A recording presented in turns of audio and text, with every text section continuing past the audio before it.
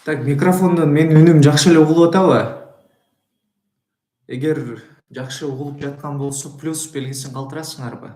Плюс белгисин калтырсаңар, үнүм кандай угулуп жатат? Менимче жакшы эле угулуп атат,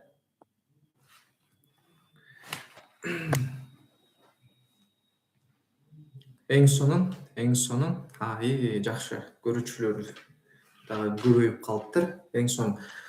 Саламатчылык, баарыңарга кутман кеч.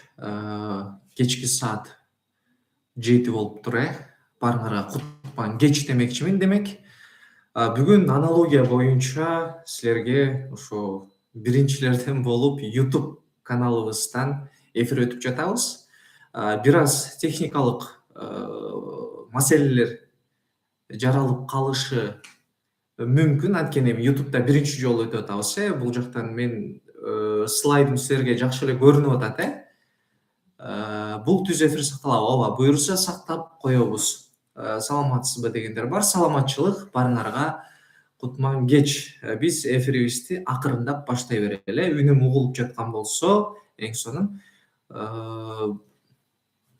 Баарыңар менен амандашып алдык. Эми биринчи ошол өзүм жөнүндө бир аз кыскача маалымат берип, анан ошо бүгүнкү негизги тема болгон аналогия боюнча силерге бир жакшы пайдалуу маалыматтар менен кошо, аналогия деген эмне, негизи эле аналогия бизге пайдасын береби, ошол боюнча бир аз кененирээк силер менен сүйлөшөбүз жана ушул темаларга токтолобуз. Көрүүчүлөрдүн саны көбөйүптүр. Эң сонун, жакшы. Канча саат болот дейт? Биринчи ушундай сыяктуу суроолорго жооп берип алайын, Канча саат болот? 1,5 саат убакыт болот. Примерно 1,5 саат десек болот. Болжолдуу 1,5 саат. Кеттик анда эмесе, акырындап мен баштай берейин. Аналогиялар боюнча бүгүн тема болот жана эң эле биринчи бул очки кийип алып, костюмду кийип алып, кайсыл агай биз менен эфир өтмөкчү деп турган болсоңор, мен Ажыбек Келгенов. Ажыбек агай деп кайрылсаңар болот. Өзүм 2020-жылы Сапат лицейин аяктагам. Сапат лицейин аяктап, ошо андан кийин, 1-2 жылдан кийин ошо жалпы республикалык тесттен 208 балл алдык. Кошумча предметтик сабактардан математика сабагынан 110 балл жана англис тилинен 115 балл алдым. Кыргыз тили жана математикадан мугалим болуп келебиз. Дээрлик 4 жылдан бери эмгектенип келем. Мына эми ушул 2026 менен 5 жыл болот. Биринчи курсуман бери сабак берип келем десем болот. Жалпы 1000 окуучудан ашуун окуучуну ЖРТга даярдадым. Оффлайн форматта дагы даярдап жүрөбүз жана онлайн форматта дагы даярдап жүрөбүз. Анан негизи мен сабак берүүдөгү мындай өзгөчөлүктөр боюнча айта кетсем, IQ тест, профориентациялык тесттер, окуучулар менен индивидуалдуу сүйлөшүүлөр, же болбосо профессияга даярдоо боюнча дагы бир аз ошол багытта дагы көбүрөөк изилденип жүрөм. Ошол багытта дагы окуучуларга өзүмдүн советимди, кеңештеримди берип келем. Анан окуучуларга билим алып, рахат алган агайлардан болом. 2020-жылы нарын Сапат Сибат деп уксаңар керек. Ал лицейди аяктагандан кийин Кыргыз-Түрк Манас университетинде компьютердик инженерия факультетинде окудум. Анан баарыңарда эле суроо болсо керек, бул агай өзү компьютердик инженерия факультетинде окуптур, кошумча сабактарын математикадан алыптыр, англис тилинен алыптыр дагы. Такыр кыргыз тилге тиешеси жок агай кантип кыргыз тилинен сабак берип калды десеңер, мен негизи эле 10-класстан 11-класска чейин ошо кыргыз тили олимпиадасына катышкам, атайын ЖРТга даярданайын деп. Менимче жардамын берди. Олимпиадага катышуу жардамын берди, жана дагы азыр дагы кыргыз тилинен сабак берип келем. Эми кыргыз тил десе эле аналогияны билесиңер, аябай нукура сөз менен сүйлөбөсөк да, нукура сөз менен жөн эле сөздүн асылын терип сүйлөгөн мугалимдер керек эмес. Аналогияны негизи эле ЖРТ дагы кыргыз тилин түшүнө билүүдө, бул жакта албетте логика керек. Жаштар менен тагыраагы, мен эми өзүм мектепти бүтүргөнүмө 5 эле жыл болду да. Демек менден кичүүрөөк муундар менен жакшы тил табышып кете алам деп айта алам, эми улуу муунга салыштырмалуу. Ошол себептүү бир аз жакшыраак өзүмдү мындай көрсөтө алаттырмын окуучулардын арасында. Ошол мен тууралуу бир аз кыскача маалымат ушундайча. Силерде бул жакта суроолор болсо суроолорго дагы жооп бере кетейин. Кынакей азыр бул жактан эмени ачалы. YouTube'дан көрүнүп атат,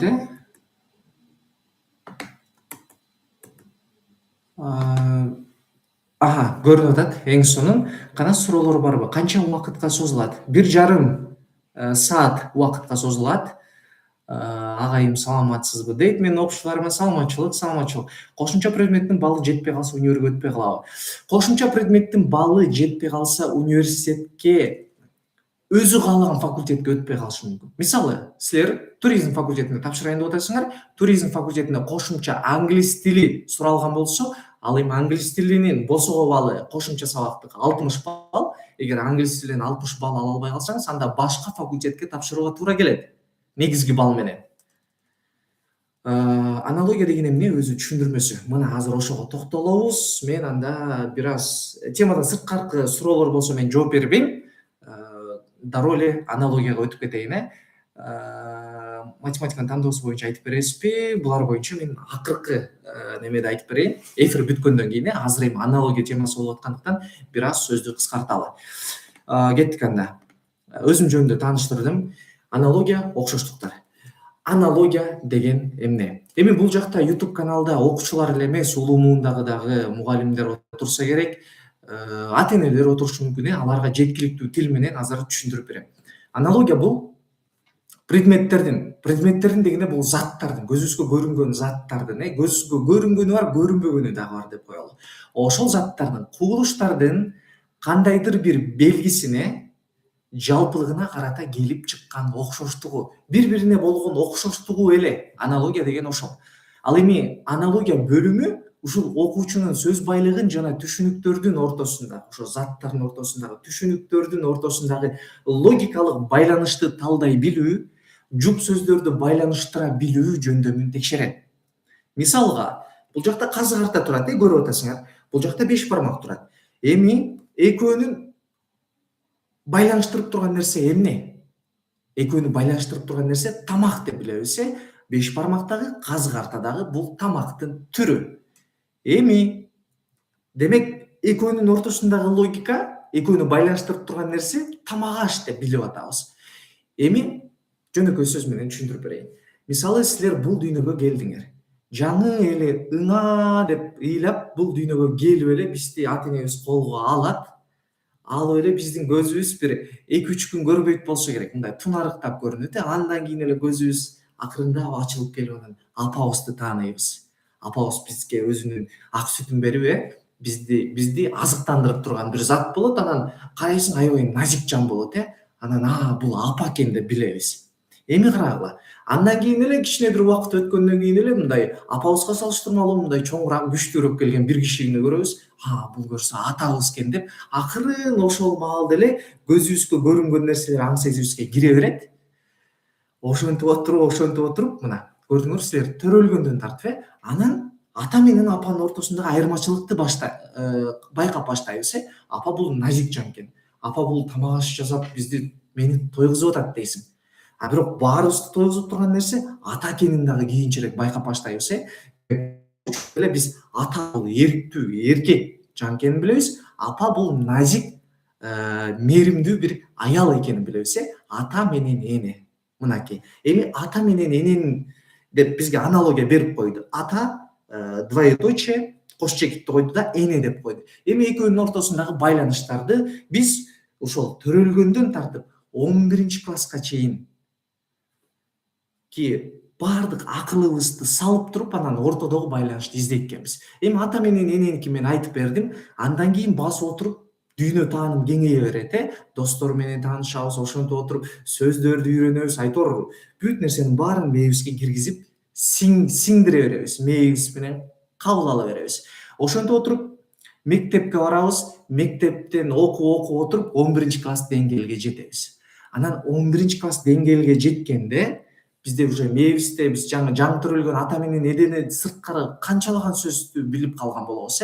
Эми ошол сөздөрдүн ортосундагы окшоштуктарды бизде ЖРТда сурап, биздин логикабызды текшерет. Жана дүйнө таанымыбызды дагы текшерип коет десек болот. Аналогия деген кыргызча, кыргыз тилинде окшоштуктар деп койсоңор болот. Аналогия деген бул окшоштук деген эле нерсе. Мисалга сүйлөм түзүү менен дагы бир аналогия деген сөзүн колдонойм. Мисалы аналог мисалы мен бир буюм дегенде мен мисалы ноутбук колдонуп атам дейли. Ноутбукту колдонуу менен буга аналог боло алат телефон. Ноутбук кылган нерсени телефон да кыла алат. Аналог деп ушул сүйлөмгө сөздү колдонуп атам. Демек аналог деген бул окшоштук деп эле түшүнгүлө. Ноутбукка телефон окшош жана телефон менен дагы ноутбук кыла турган иштерди кыла алам. Мисалы ноутбукка телефон аналог боло алат. Мисалга аналогия деген ошондойчу. Кийинки слайдка өтөлү. Эми аналогия боюнча бир аз маалымат бердим. Эми аналогиянын түзүлүшү кандайча келет жалпы республикалык тестирлөөдө, аналогияны кандай иштейбиз, ошонун бир түзүлүшүн, форматын көрсөтүп берейин, мындан кийинкилерин өзүңөр аткарып кетесиңер. Түзүлүшү аналогиялар 20 суроо болуп келет. Сүйлөм толуктоо деген дагы бөлүм бар, экөө кошулуп 30 суроо болуп келет. Жалпысынан 30 суроо, аткаруу убактысы 30 мүнөт. Демек, ар бир суроого 1 мүнөттөн кетет деген нерсе. Кийинкиси, тестте берилген ар аналогия 5 сөздөн турат.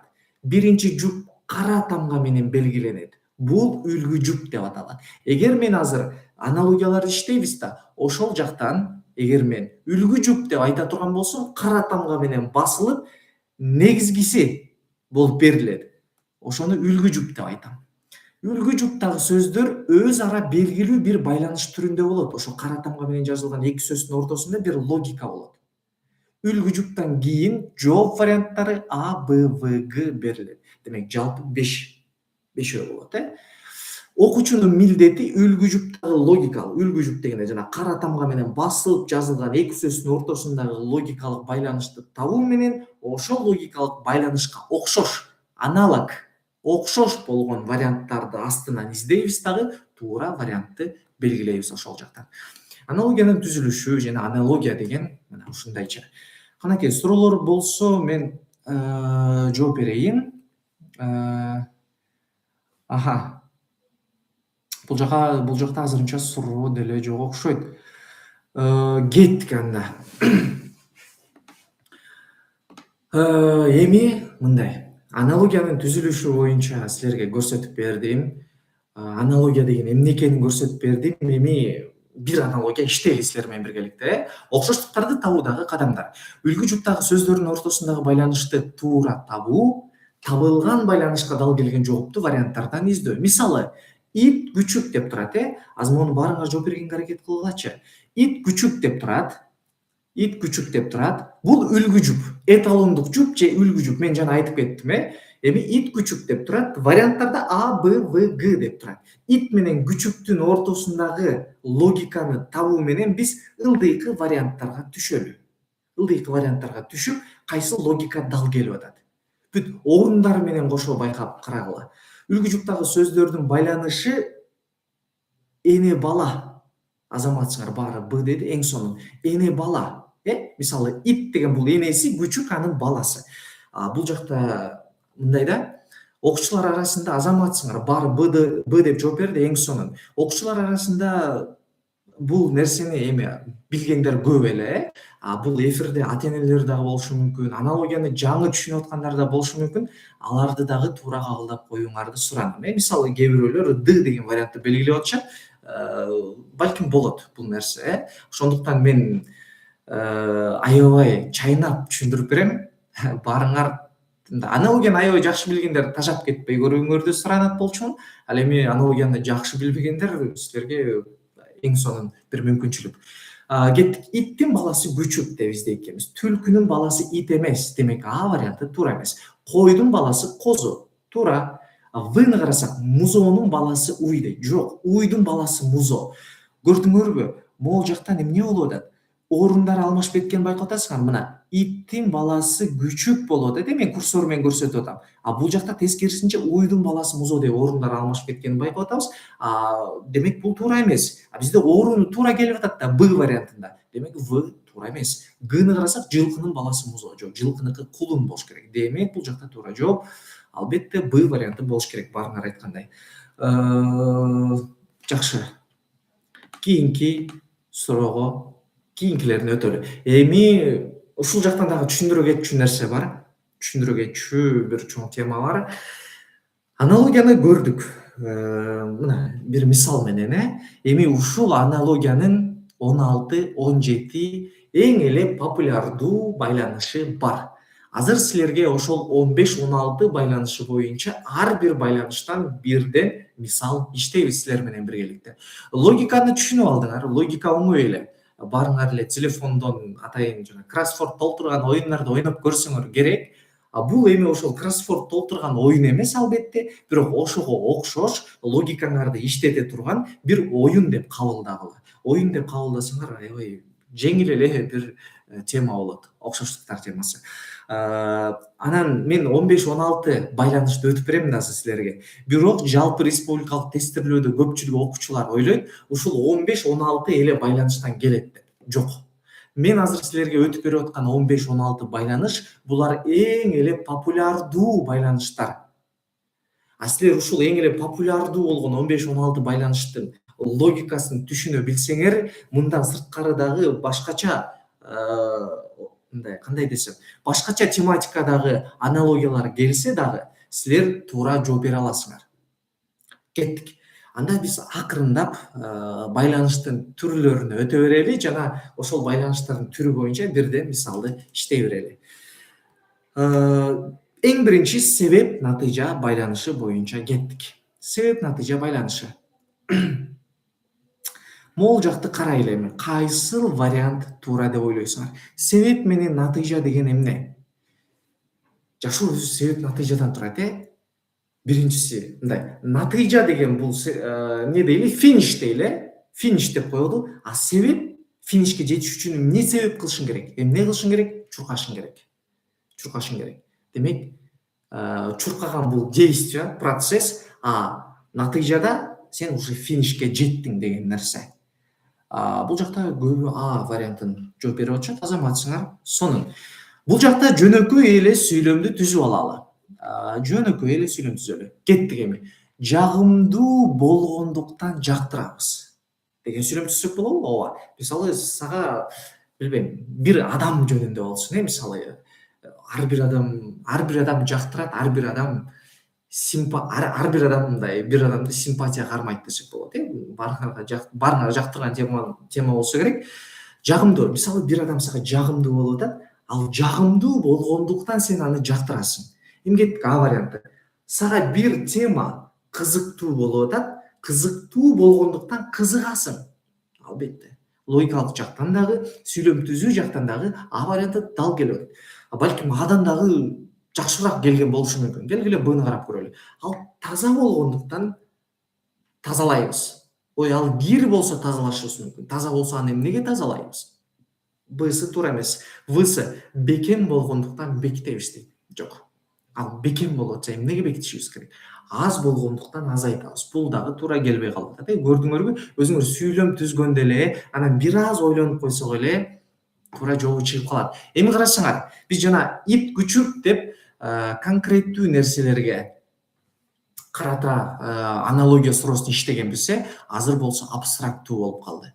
Анан окуучуларда ушул проблема бар. Биз азыр визуалдык жактан аябай күчтүү болуп кеткенбиз да, сүрөттөлүш жагынан. Мындай, биз азыр сөздөргө көп маани бербей калганбыз. Сөздөрдүн кандай сонун экенин мындай рахаттанбай калганбыз. Азыр биз көз менен гана, көзүбүз менен тиги сонун экен, бул жакшы экен деп мындай кооздукту көз менен эле берип коебуз. Кооздукту сөз менен айткан азыр азайып калган. Жагымдуу, жактыруу деген булар сезимдер болуп атат да, сен буну кармай албайсың, сен буну мындай көз менен дагы көрө албайсың, буну сезет да. Ушундай сыяктуу суроолор келгенде окуучулар көбү жаңылышып калат. Мындай жагымдуу, жактыруу кандайча болуп атат деп, анан тазалоо болсо керек деп, ушинтип туура эмес варианттарды белгилеп алышат. мындай сөздүн маанисин түпкүрүнөн түшүнүп, логикабызды бир аз иштетип, анан туура сүйлөм түзүп койсок эле аналогиядан туура жоопту оңой эле тапкан болобуз. Кеттик, эми буну текшерип көрөлү. Ооба, сүйлөм түзүп алсак, жагымдуу болгон үчүн жактырабыз, ошондой эле кызыктуу болгон үчүн кызыгабыз. Кийинки суроого өтөлү. Бүтүн бөлүк байланышы. Аха.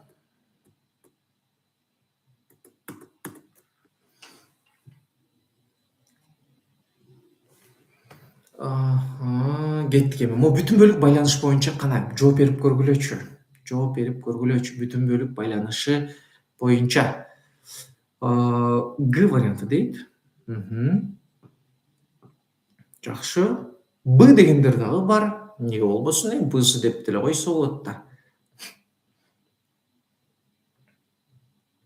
Асы дегендер бар. Ооба, эмнеге асы десин, эмнеге асы дебеш керек? Ал өзүнүн ою да, Бсы дегендер бар, Гсы дегендер эми көптүк кылып коет да. Казан түп деп дагы айтыптыр. Казан түп деле болушу мүмкүн дегендер бар экен. Келгиле эми жакшылап бир карап көрөлү, жакшылап бир талдоо жүргүзүп берейин. Бүтүн бөлүк деген байланыш бар. Жашоодо бир бүтүн нерсе болот. Жана анын бир бөлүгү болот, любой нерсенин. Каалагандай нерсе. Мисалы бир машинаны бүтүн деп алсаң, анын кандай бөлүктөрү бар? Анын эшиги бар, анын мотору бар, анын билбейм, терезеси бар. Айтор бүт бөлүктөргө бөлүп салсак, ошол бөлүктөр биригип бир бүтүндүктү түзөт, ал машина деп коелу. Мисалы автомобиль, автоунаа кыргызча айтканда. Демек бүтүн бөлүк байланышы дагы популярдуу, жалпы республикалык тестирлөөдө жок дегенде 2 суроо келет. Же 1-2 суроо келет. Балким андан дагы көп. Бирок бул сөзсүз келе турчу суроолордон, анткени бул аябай популярдуу суроолордун бири. Кеттик. Бизде үлгү жукта калем уч келиптир. Калемдин бир бөлүгү. Мынакей, мен азыр видеодон көрүп атсаңар керек. Могу калем, башын чечейин калемдин. Калемдин бир бөлүгү анын учу болот, бир бөлүгү. Кеттик эми. Ачкыч анын бир бөлүгү кулпубу? Асы деп жаткан окуучуларым жок. Ачкыч башка, кулпу башка болот. Калемдин учу эки башка нерсе эмес, бул бир эле нерсенин ичиндеги бир бөлүк болот. Ачкычтын бир бөлүгү кулпу деп айта албайбыз. Демек А варианты туура эмес. Күрөк сап дейт. Күрөктүн бир бөлүгү саппы? Албетте бул туура келип атат. Кийинкисин карайлы. В. Казан түп дейт. Казандын бир бөлүгү түппү? Казандын бир бөлүгү кулагы болушу мүмкүн да. Түп деп ошол тарабын айтып атат. Түпкү тарабы. Макул. Буну канчалык бир деңгээлде туура деп турсак болот азыр. Эми Г вариантын карайлы. Бычактын бир бөлүгү миз дейт. Миз деген бычактын жанагы кесе турган жагы, курч жагы. Ошону миз деп коет. Бул дагы бычактын бир бөлүгүнө кирет, бул дагы туура вариант. Эми карагыла, бизде 3 вариант жакын келип атат. Эми кайра үлгү жупка барабыз дагы кошумча байланыштарды издейбиз. Калем уч деп турса, биз кандай сүйлөм түзүп алсак болот? Калем өзүнүн функциясын учу менен аткарат. Кеттик. Күрөк өзүнүн функциясын сабы менен аткарабы? Ооба, сап жардамчы болот. Бирок калем учу менен жазгандай, күрөктүн башындагы жанагы темир бөлүгү бар, ошонусу көбүрөөк кызмат аткарат, сабы эмес. Демек, бычак миз жакыныраак келип калат күрөк сапка салыштырмалуу. Демек, күрөк сапты азыр чийип туралы. Казан түп, анан бычак миз болуп атат. Казандын түбү жөнүндө сөз болуп атат. Эми карайлы. Казандын түбү бул анын бир бөлүгү. Жана казан өзүнүн түбү менен кызматын аткарабы? Мындай жалпылай түбү менен кызматын аткарат деп айта албайбыз. Бычак мизи менен кызматын аткарат деп айта алабыз. Бычак мизи менен эмне кылат? Кесет. Ошол мизи аркылуу бир нерсени кесип, өзүнүн функциясын аткарат. И ошондой эле калем дагы учу менен бир нерселерди жазып, өзүнүн функциясын аткарат. Демек, бычак миз дагы жакыныраак келип атат бул жакта. Баарыңар туура жооп бергенсиңер. Баарыңар дегенде көпчүлүгүңөр, туура эмес жооп бергендер түшүндүк болушу керек. Түшүнө элек болсо, мен дагы видеодо жакшылап түшүндүрүп бердим. Калемдин маанилүү бөлүгү учу, жана бычактын маанилүү бөлүгү мизи, негизги бөлүгү дептир. Жана функциясы жагынан алып карасак дагы, ошол жагы менен өзүнүн кызматын аткарып атат. Демек, туура жооп бул жакта Г варианты болушу керек экен. Канакей, эфирди бир карап коеюнчу, суроолор келип жатабы? Эң сонун бычактагы кичинекей дейт. Эми бул кийинки кошумча окшоштуктарды өзүңөр чыгарып алсаңар болот. Бычак кичинекей, калем кичинекей, ошондуктан ошону тууралап коюлуп депчи. Кийинки вариантты, кийинки суроого кезекти берели. Үчүнчү суроо зат курам байланышы. Омлет анан жумуртка деген байланыш келиптир. Эми омлет деген эмне экенин билбесеңер, жумурткадан гана жасалган тамактын бир түрү.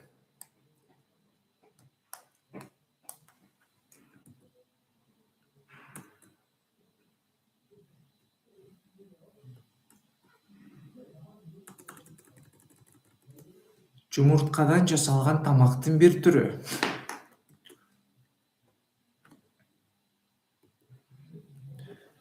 Жумурткадан жасалган тамактын бир түрү.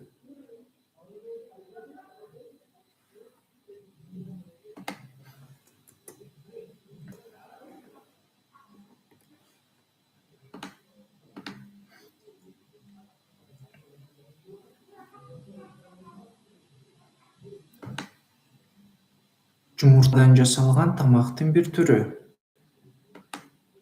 Ой, бул жакта эмне көрүнбөй калдыбы? Делиться кылдык. Жооп бергендер бар, сонун. Канакей. Экран көрүнүп атабы, ыя? Менде экран көрүнбөгөндөй сезилип атат да. Эмнеге көрүнбөйт? Көрүнүш керек да. Жок дейт. Азыр. Ушинтип экранды басып атам, бирок чыкпай атат. Ушундай проблемалар бир раз жаралып калып атат. Азыр. Мен койгонго аракет кылайын. Поделицаны бастым. Чыкты. Болуш керек. Ооба, чыкты. Эми көрүндү окшойт, Кеттик. Зат курам байланышы боюнча омлетти жооп берди. Менимче көпчүлүгү жооп берди. Эң сонун көрүнүп атат дейт. Эң сонун. Кеттик эми. Омлет жумуртка. Омлет жумурткадан жасалат деген сүйлөм түзүп алалы. Зат курам. Бул жакта курамы, омлеттин курамы жумуртка. Же болбосо силер көпчүлүгү ушундай сүйлөм түзсө керек. Омлеттин курамында жумуртка бар. Же омлет жумурткадан жасалат. Талкан арпадан жасалабы? Ооба, талкан арпадан жасалат. Салат туздан жасалабы? Жок. Салатка туз кичине эле кошобуз. Биз омлетке жумуртканы кичине эле кошуп койбойбуз да. Демек, Б вариантын туура эмес деп туралы. Нан ундан жасалат. Туура, бул кыям балдан жасалат. Кыям деген эмне? Варенье. Варенье балдан жасалабы? Жок. Канчалык бир деңгээлде кошулмалар болуп жасалышы мүмкүн, бирок негизи эмес. Эми кеттик. Омлет жалгыз гана жумурткадан жасалат. Жалгыз гана. Жумуртка эгер бул дүйнө жүзүндө жок боло турган болсо, анда омлет дагы жок болмок. Омлет жалгыз жумурткадан жасалат.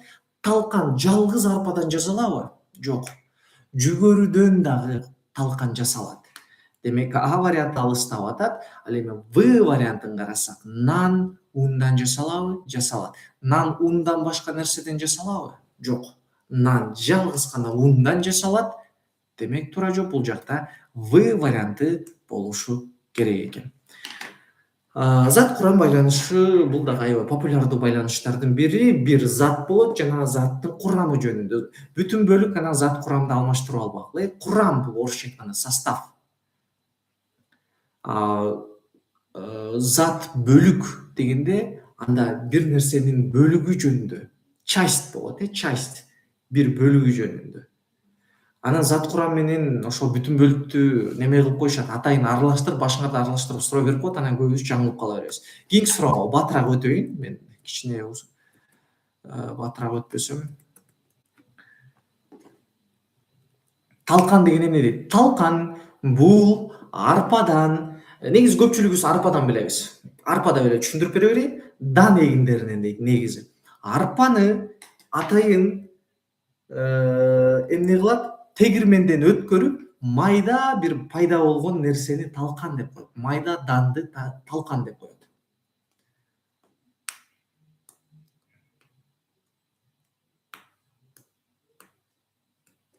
Эмен деген эмне? Эмен деген дуп.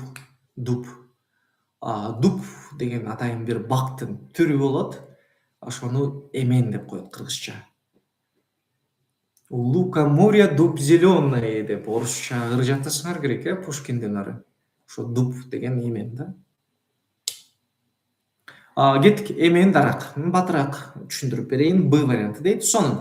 Эмен бул дарактын бир түрү. Жалпы конкреттүү аябай мындай жеңил аналогиялардын бири. Бунун бул түрү деп эле таап коебуз.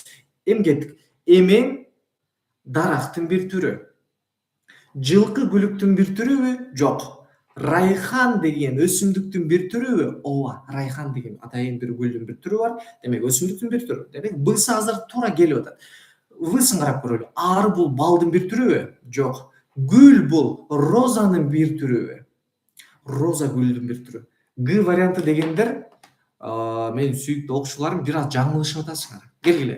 Мен конкреттүү түшүндүрүп берейин.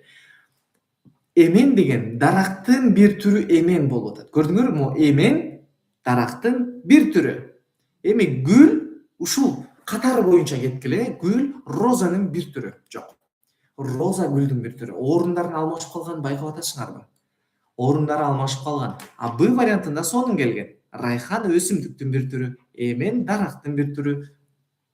Орундары дал келген, туура келген. Демек туура жооп 4-тө Б варианты болуш керек экен. Келгиле текшерип көрөлү.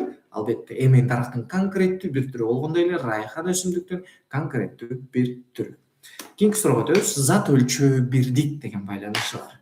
Бул дагы аябай популярдуу байланыштардын бири.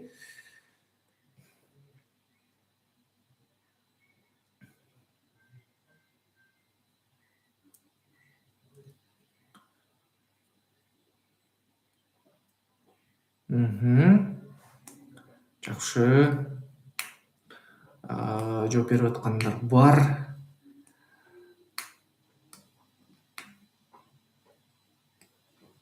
Күлүк деген эмне дейт? Күлүк деген мына бул жакта негизи жок экен, бирок күлүк деген бул аттын жылкыларга карата атайын бир мүнөздөмө. Бат чуркаган, аябай мындай катуу чуркаган жылкыларга карата күлүк деп коет. Болду, кеттик. Эми батыраак түшүндүрмө бере берейин. Зат өлчөө бирдик деген тема бар. Зат өлчөө дегенде биз өлчөйбүз сантиметр эле, биз өлчөйбүз литр элеп, жашоодо көп эле колдонуп келебиз. Ошолор боюнча дагы аналогия бир байланыштын түрү бар экен. Бизге кандай типтүү суроолор келиши мүмкүн? Мына суу литр деп келди. Сууну биз литрлеп өлчөйбүз. Алмазды биз караттап өлчөйбүз. Карат деген бар, 1 карат. Негизи максималдуу 24 карат деп айтылат. 24 карат бул 100% алтынга карата, же болбосо 100% бир баалуу нерсеге карата 24 карат деп коет. Демек бул дагы бир бирдик.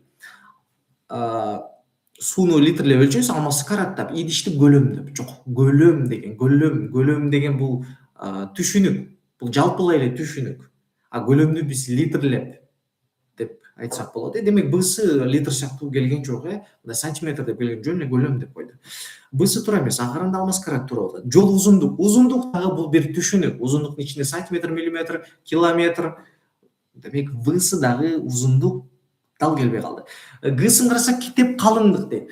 Китепти калыңдыгына карап, калыңдык, мисалы 1 калыңдык, 2 калыңдык деп айтпайбыз да, же болбосо мындай жөнөкөй эле сан менен сүйлөм түзүү аркылуу силерге оңой жоопту таап берейинби? Менде 3 литр суу бар. Менде 3 караттык алмаз бар. Менде 3 караттык алмаз бар. Туура келип атат. 3 литр суу туура келип атат, бул үлгү жупта. Бысын карасак 3 көлөмдүү идиш бар. 3 көлөмдүү десең сен кандай түшүнөсүң? Жок, эч кандай түшүнбөйсүң. Менде 3 узундук, мен 3 узундук жолду басып өттүм. 3 узундук, кайсы узундук? Узундугун канча метр? Билбейбиз. Калыңдык деле ошондой. Менде 3 калыңдык китеп бар. 3 калыңдык дегенде кайсы калыңдык жөнүндө сөз болду? Литр дегенде дүйнө жүзү боюнча 1 литр деген бизде 1 литр болсо, Америкада деле 1 литр, Кыргызстанда 1 карат алмаз, Америкада деле 1 карат алмаз. Так конкреттүү берилген. Демек туура жооп агасы болуш керек. Карайлы. Анда 3 литр суу бар, мен айткандай, анда 3 карат алмаз бар. Жөнөкөй эле, оңой эле табыла турчу байланыштардын бири. Кийинки байланышка өтөбүз. 6-чы түшүнүк таасир байланышы.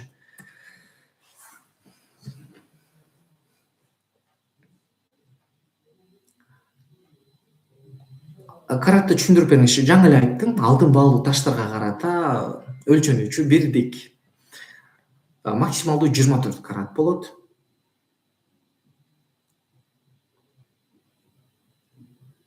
Америкада фут болот го деп. Бунун баары бирдик. Негизи ооба өздөрүнүн бирдиктерин колдонуп миля деп деле колдонуп көбүнчө миля менен айтышат. Километр эмес, миля менен айтышат. Миляны биз деле колдонобуз. Ал жактагы 1 миляң 1600 канча метр болгон сыяктуу эле бизде деле ошол эле метр. Дүйнөдө CI Unit System деген бар. Дүйнөлүк бирдиктүү система. Биздеги 1 метр ал жакта деле 1 метр деп. Мен ошону айткым келген. Жооп катары окуучуларыма айтып жатам. Шоуна деген эмне дейт? Шоуна деген жакшы суроо болду. Шоуна деген атайын мен кичинекей кезде чоң эм ошо жанагы жүндөн жипти ийирип, анан тоголок кылып жипти ийирип койчу да. Ошол тоголок кылып ийирип аткан жип, мындай байкасаңар калыңыраак жип болот. Бир аз калыңыраак болгон жип да. Ошол жипти шоуна деп коет. Ошол жипти калыңыраак келген, жүндөн ийрилген жипти шоуна деп коет.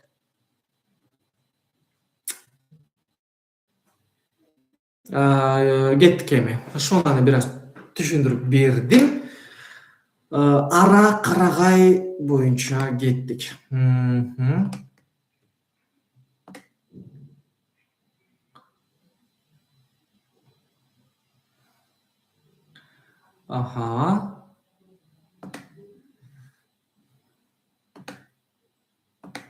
Ара карагай. Ара карагайга түшүнүк таасир деген байланыш бар, бири-бирине таасирин тийгизет. Ара карагайга эмне кылып таасирин тийгизет? Ара карагайды кыйып салуу менен таасирин тийгизет. Кеттик. Ошондой логика менен. Кайчы шоунага кандай таасирин тийгизет? Шоуна дегенде жип дедим, кичинекей мындай жөнөкөй эле сөз менен айтайынчы, мындай жип болду, жип деп эле түшүнгүлө. Кайчы шоунага кандай таасир менен тийгизет? Кайчы шоунага кесип салуу менен таасирин тийгизет. Шакек манжага кандай таасирин тийгизет? Шакек манжага жөн эле кооздукту берүү менен таасирин тийгизет. Кет менен топуракка кандай таасирин тийгизет? Кет менен топуракты жумшартуу аркылуу балким таасирин тийгизет. Тегир менен буудайга кандай таасирин тийгизет? Тегир менен буудайды жанчып салуу менен. Эми жакшылап карай турган болсок, логикалык жактан ара карагайды кыйып салуу менен таасирин тийгизгендей эле, кайчы дагы шоунаны кесип салуу менен таасирин тийгизгендей эле экөөнүн логикасы окшош келип калды. Байкап атасыңарбы? Ара карагайды кыйып салат. Кайчы шоунаны кесип салат, кыйып салат. Бул деле мындай ортосунан бөлүп салат. Шакек манжаны бөлбөйт да, кеспейт да. Ошондой эле кет менен топуракты кеспейт, жөн гана жумшартат. Тегир менен буудайды кесеби? Жок. Демек туура жооп бул жакта А варианты болушу керек. Текшеребиз. Ара карагайды кесип салган менен ага таасир этет, кайчы шоунаны кесип салган менен ага таасир этет. Демек туура жооп бул жакта А варианты болду. Бул байланыш да аябай популярдуу байланыштардын бири. Мен ар бир байланыш боюнча силерге мисал көрсөтүп берип атам. Бунун максаты эмне? Аналогияда ушундай түрлөрдө келген байланыштар бар. Ар бир байланыш боюнча мындай маалыматыңар болсун деп атам. Бул биринчиден. Экинчиден, ар бир байланыш боюнча мисал аткарып атасыңар. Демек, ар бир мисалдан өзүңөрдү текшерип алып атасыңар да. Меники бул байланыш боюнча туура эмес болуп атат, меники бул байланыш боюнча туура болуп атат деп. Анан эмне кылып атасыңар? Демек, туура эмеске карап анализдейсиңер да. Демек, мен түшүнүк таасир байланышын туура эмес кылдым. Демек, мен көбүрөөк ушул байланыш боюнча иштешим керек экен деген мындай өзүңөргө кандай бир ушундай результат чыгарып аласыңар да. Анан ошонун аркасы менен өнүгүү болот. Кийинкиси маанилеш түшүнүктөр байланышы. Маанилеш деген эмне? Синоним. Эки окшош байланыштарды эле издеп коебуз. Бул аябай кандай оңой аналогиялардын бири.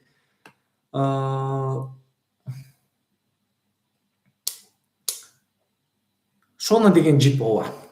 Кеттик.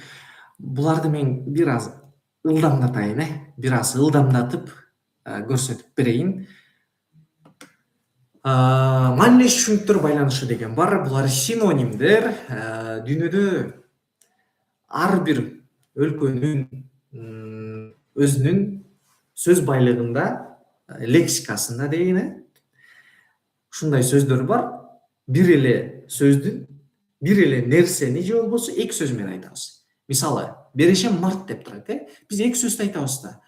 Мисалы, Асан деген балага карата айталы. Ой, Асан укмуш берешем бала да, бүт эле бере берет дейсиң. Же болбосо, Асан ушул аябай март бала да. Ой, жоомарт бала да, жоомарт деп да колдонот. Ай, жоомарт бала да десек, биз Берешем экенин түшүнөбүз. Же болбосо биз Берешем деп айтып атканда анын жоомарт экенин түшүнөбүз. Демек, эки сөз менен айтып атабыз, бирок бир эле мааниде. Экөө синоним. Жашыл менен кооз синонимби? Жок. Демек аны чийип салгыла. Аз менен арбын синонимби? Карама каршы булат. Аз деген аз, арбын деген көп. Демек буну чийип салабыз. В деген ажарлуу, сулуу дейт. Ооба, булар маанилеш. Ай, карагылачы. Айзат кандай гана ажарлуу кыз, же болбосо Айзат кандай гана сулуу кыз деп, Демек, бул жакта В варианты маанилешкен. Ал эми Гсын карасак, жай менен ылдам бул бири-бирине карама каршы. Демек, туура жол бул жакта В варианты болуш керек экен. Келгиле биргеликте карап көрөлү. Берешем менен март бир мааниде, жана ажарлуу менен сулуу дагы бир мааниде экен. Кийинкиси сараң менен март. Бул жанакы эле сөзгө карата карама каршы келип атат, Карама каршы түшүнүктөр деген байланышы бар. Бири-бирине карама каршы. Күн, түн, мисалы, күн менен түн бири-бирине карама каршы. Ак менен кара дагы бири-бирине карама каршы, мисалы. Аны карасак, аз көп деп турат. Аз көп бири-бирине карама каршыбы? Карама каршы. Жогору менен төмөн деген өйдө төмөн, мисалы. Жогору, ылдый. Бул бири-бирине карама каршы болуш керек. Бизде жогору анан өйдө деп атса, бул бири-бирине карама каршы эмес. Демек, буну чийип салабыз. Сырткы, тышкы. Бул деле канчалык бир деңгээлде маанилеш келип атат. Ал эми Гсын карасак, жалпак менен жумшак эч кандай бири-бирине байланышпайт, карама каршы эмес. Демек, 8-нчи суроонун туура жообу А варианты болушу керек. Сараң менен март карама каршы түшүнүктөр, аз менен көп карама каршы түшүнүктөр. Эми түшүнүк функция деген байланыш бар. Бул байланыштар кандайдыр бир зат болот, көзүбүзгө көрүнгөн заттар боюнча негизи. Анан анын өзүнүн функциясы болот. Мисалы, комуздун функциясы эмне? Күү чыгаруу.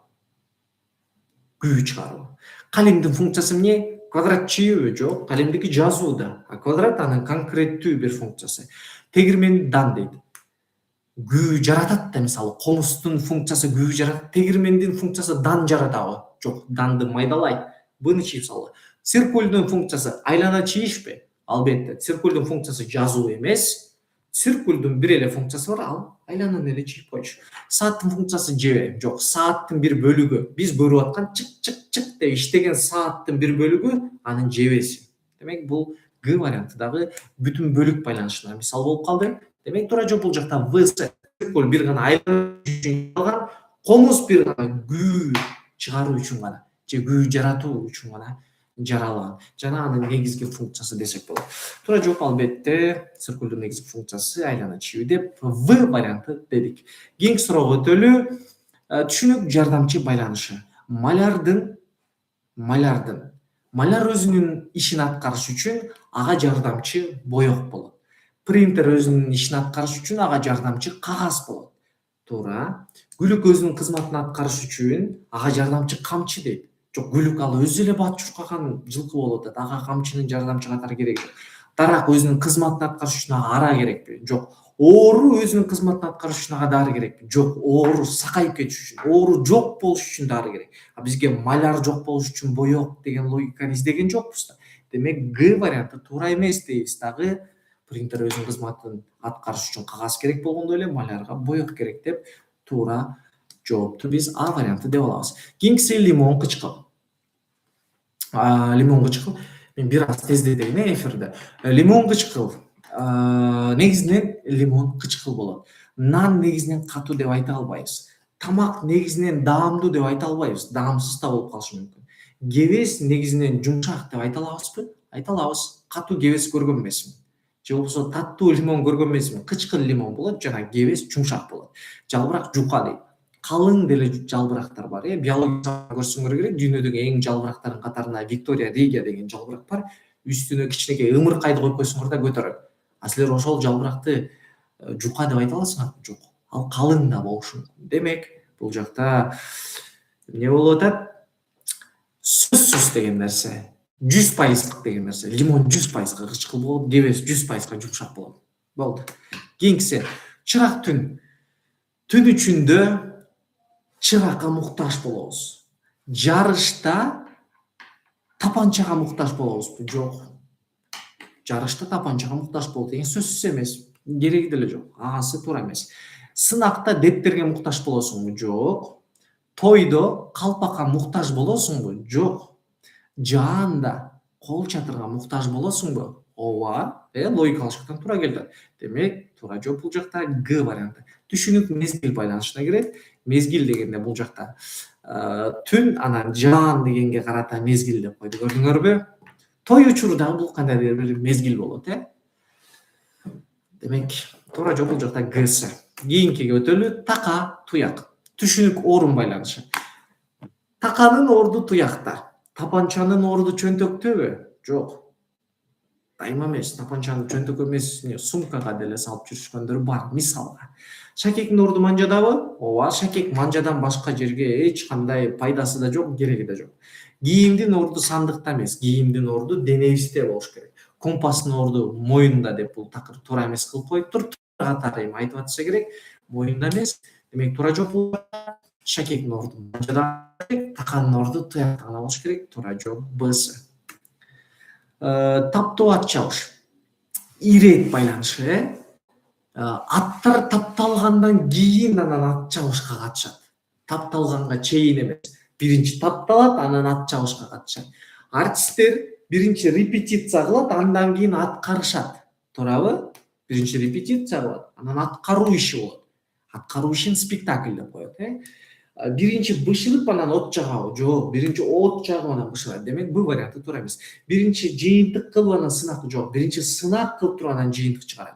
Биринчи сабак болуп анан Гсын карайлы. Биринчи сабак болот, андан кийин баа коюлат дейт. Ооба, бул орун жагынан туура келгенсип атат.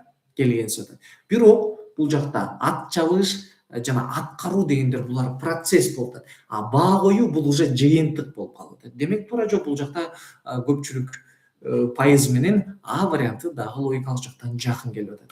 Кийинки байланышка өтөйүн. Батыраак өткөнгө аракет кылып атам, Бир аз чоюлуп кетип атат. Силер менен биргеликте аткарганда. Азыркы дагы мындан кийинки аябай кызыктуу темам бар. Ошону дагы өткөнгө жетишип калайын.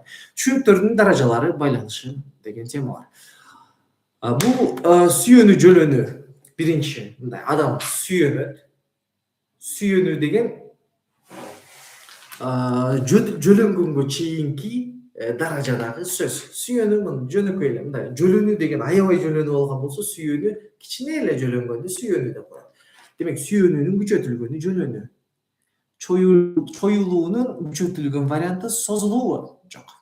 Чоюлбачы, созулбачы бир эле айтылат, Бышыруунун күчөтүлгөн даражасы кургатуубу? Жок. Топтоонуку дагы шыпыруу эмес, ал эми гүлүүнүкү мындай эле күлүп каткырып боор эзилген бар, Демек, бул жакта даража жөнүндө сөз болуп атыптыр. Сүйөнүү жөлөнүү деген даража байланышы болгондой эле Г варианты дагы даража байланышы. Жана орду дагы солдон оңду көздөй көтөрүлүп кетип атат, Сол жакта сүйөнүү жана анын күчөтүлгөнү жөлөнүү болуп өйдө көтөрүлүп кетип атат даражасы. Ошондой эле гүлүүнүн күчөтүлгөн даражасы каткыруу деп көтөрүлүп кетип атат. Солдон оңду көздөй. Ошол 15 байланыш боюнча ушундай байланыштын түрлөрү. Булар эң эле популярдуу байланыштардын түрлөрү. Суроолоруңар бар болсо бул жакка берсеңер болот. Канакей, азыр мен немеге чатка коеюнчу. Чатчай калып жатат. Бул жака жооп берип атыптырбыз. Эң сонун. Эми азыр аналогияны табуудагы аябай кызыктуу лайфхактарды көрсөтөм. Кантип аналогияны таап алсак болот, кандай жолдор менен таап алсак болот. Азыр ошол тема боюнча бир аз силерге неме кылып берейин, сабак сыяктуу кылып бир 5-10 мүнөтүңөрдү алам. Андан кийин ушундай практика менен аябай кызыктуу силерге лайфхак көрсөтүп берем. Канакей, бул жакта сүйлөм толуктоо боюнча да бир аз маалымат бере аласызбы дейт. Сүйлөм толуктоо боюнча жарайт, бере кетейин. Сүйлөм толуктоо боюнча берсек, сүйлөм толуктоо аналогия бөлүмүнүн ичине кирет, 10 суроодон турат. Жана аналогияга берилген балл сүйлөм толуктоого дагы берилет. Сүйлөм толуктоодогу логика кандай? Аналогияга эле окшош келет. Окшош деген ал жакта сүйлөм, албетте өзү айтып аткандай. Жана сүйлөмдүн ортосунда боштукчалар болот. Ошол боштукчаларга ошол сүйлөмдүн маани, маңызы, логикасы туура келгендей кылып, варианттагы сөздөрдү ошол боштукчаларга коюу менен аткарасыңар. Жана туура жоопту ой жүгүртүү менен албетте таап алсаңар болот. Ошондой жалпылай 10 суроо келет ал жакта. Аналогиянын түрлөрү көрүнүп атат. Экран көрүнүп атабы? Аналогиядан канча балл алыш керек? Аналогиядан негизи 30 суроодон 20 суроодон өйдө кылсаңар жакшы эле балл аласыңар негизи. 20 суроодон өйдө эле кылып койсоңор, жетет 20 суроодон өйдө кылсаңар. Бирок аны да кыла албай атышпайбы? Мен айтат болчумун, баарын туура кылганга аракет кылгыла, Жакшы. Филология тапшыруу үчүн булар уже ашыкча суроо болуп кетти. Кеттик эми кийинки аналогиянын түрлөрү боюнча өтөлү.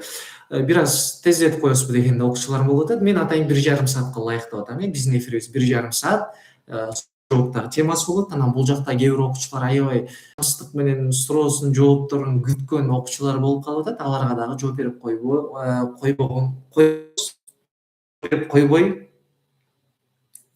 кое албайм. Айтор жооп беришим дегим келди да. Ошол аналогиянын түрлөрү боюнча кеттик. Негизинен үлгү жуптагы сөздөрдүн ортосундагы байланыш эки түрдүү болот. Так анан ыктымалдуу. Лимон кычкыл деп жана өттүк, Азыр ошол боюнча өтөм. Так байланыш. Мында жуп сөздөрдүн ортосундагы байланыш дайыма белгилүү бир түрдө болот. Такыр өзгөрбөйт. Любой каалагандай аналогияны аткарып атканда ортосундагы байланышты так же ыктымалдуу деп алышыңар керек. Мисалы, кар ак. Кар 100% ак болот. Кара кар болбойт. Демек бул так байланыш. Ботаника өсүмдүк болду. Ботаника өсүмдүктөрдү изилдей турчу илим болду.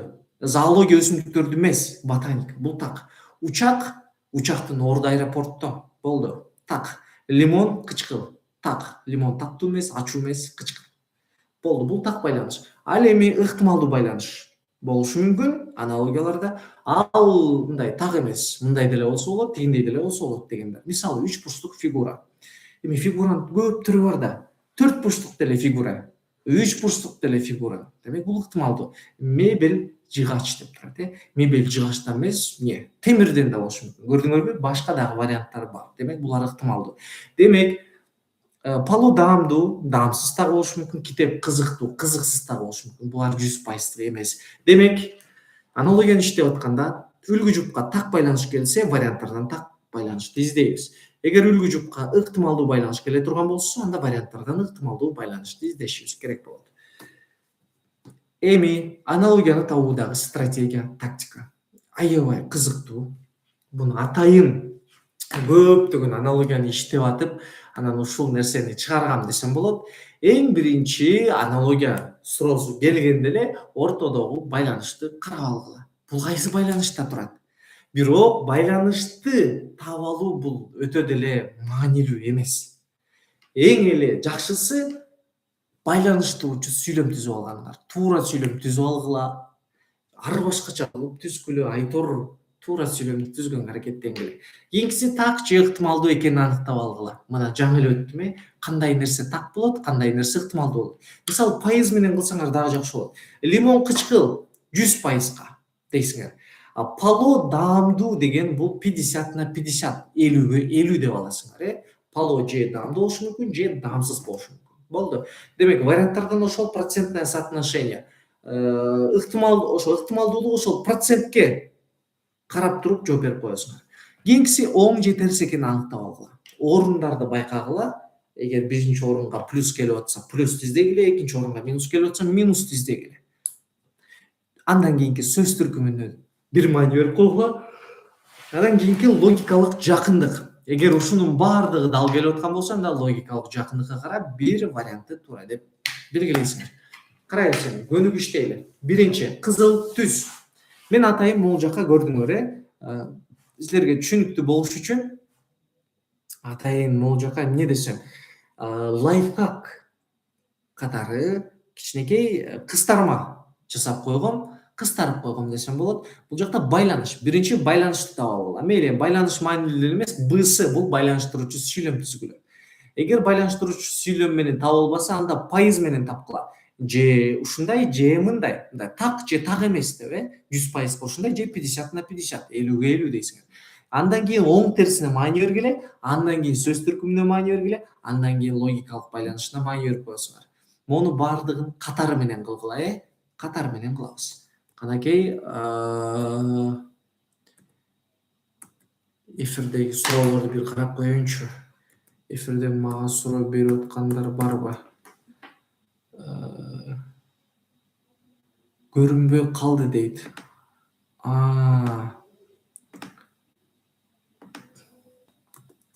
Мынакей, могул болчу. Качантан бери көрүнбөй калды? Ушинтип калып атат, көрдүңөрбү? Көрүнбөй жатат дейт. Эч нерсе көрбөй калдык. Эми көрүнүп атабы? Эми көрүнүш керек. Эми көрүнүш керек.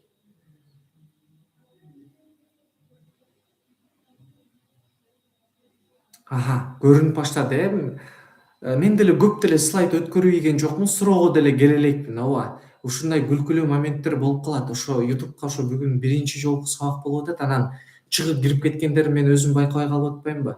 Көрүндү, сонун. Аналогияны табуудагы стратегия боюнча жаантан бери көп нерсе айтып койдум окшойм, Силерге мындай аябай күлкүлүү момент болдубу? Карайбыз. Биринчи кайсы байланышта турат экенин аныктап алгыла, бирок негизи көрүндү окшойт, мына көрүнбөй калды деп атат. Бирок андан дагы жакшыраагы байланыштыруучу сүйлөмдү түзүп алганыңар. Андан кийин так же ыктымалдуу экенин аныктап алышыңар керек. Андан кийин оң же терс экенин, анан сөз түркүмүн, анан логикалык жакындыкты таап алсаңар болот. Эмнеге көрүнбөй жатат? Дагы эле көрүнбөй жатабы?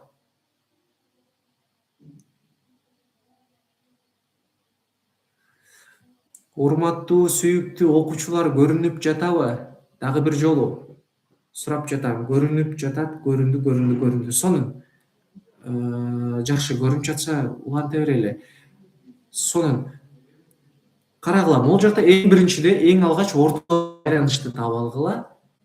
Бирок байланыштан дагы маанилүү нерсе бул жакта байланыштыруучу сүйлөмдү түзүп алгыла, Ошол эң маанилүүсү. Андан кийинкиси, мен жана айтпадымбы, лимон кычкыл деген бул 100%га так нерсе, бул факт. 50/50. Кийинкиси оң же терс деп турат. Оң же терс экени бул жагы, мисалы, иттин баласы күчүк деген жактан эмне кетип атат? Энеси кетип атат, экинчиге баласы кетип атат. Ошол жакта орундар алмашып калган, көрдүңөрбү? Мисалы, энесине плюс берсек, баласына минус берсек, ошол орунга дагы маани бергиле деп мен атайын оң терс деген бир логиканы киргизип койгом бул жака. Кийинкиси, сөз түркүмүн аныктап алышыңар керек. Сөз түркүмүн аныктап алгыла. Эгер сөз түркүмүндө дагы баары дал келип аткан болсо, эки вариант дагы эле туура болуп аткан болсо, анда логикалык жакындык менен. Эми азыр мисал менен баштап көрөбүз, Бул жактан эме болду окшойт, Баарыңар эле күлүп калдыңар. Мен эфирди өзүмдүн бетим менен эле өтө бериптирмин силерге. Слайдты көрсөтпөй элечи, анан баарыңар күлүп калдыңар. Бул жактагы менин көрүүчүлөрүм да азайып кетти, анан азыр кайра көбөйүп баштады да, слайдты көрсөтүп баштагандан кийин. Кеттик анда эмесе. 1 саат болуптур эфирибизге. Мына кызыл түс деген байланышты иштеп көрөлү. Кызыл түс.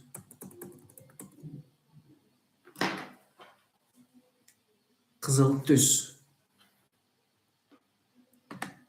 Иштебей калган жокпу,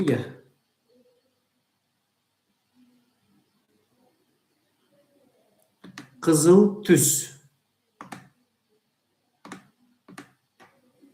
Кызыл түс.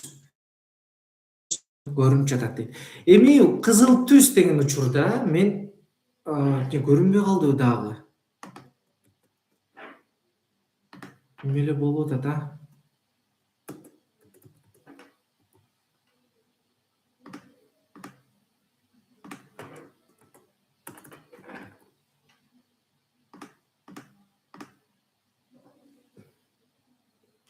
көрүнүп атат дейт. Сонун кеттик. Көрүнбөй жатат деп жазгандан сонун жакшы кеттик. Кызыл түс дегенде мен бул жака атайын кичинекей кыска байланыш ысы айыз эми көрүнбөй калды окшойт.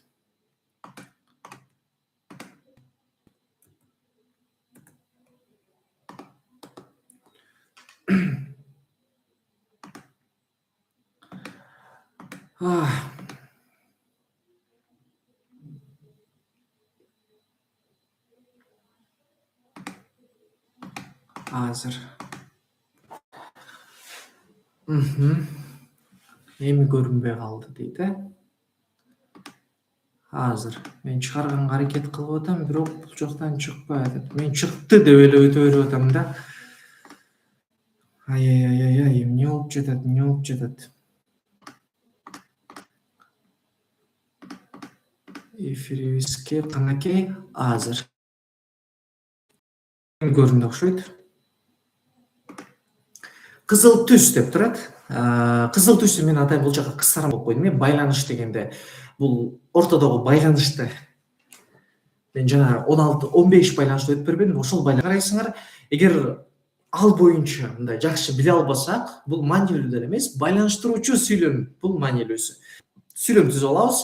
Эгер бул дагы дал келип аткан болсо варианттар арасынан, анда пайызды карайбыз. Так же ыктымалдуу экен.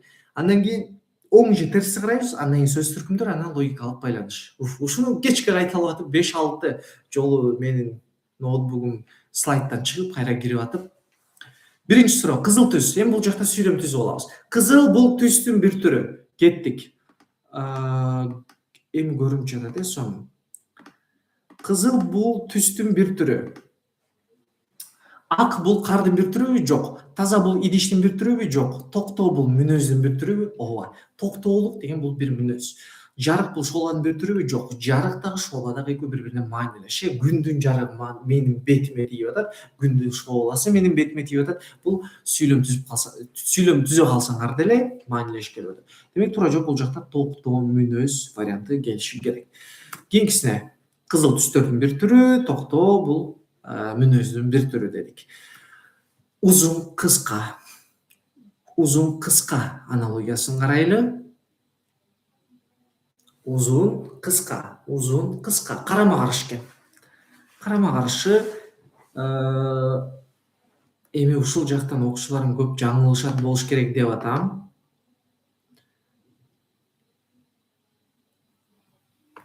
Көрүнбөй калды. Дагы көрүнбөй калдыбы? Меники могул жактан чыгып эле көрүнүп атпайбы?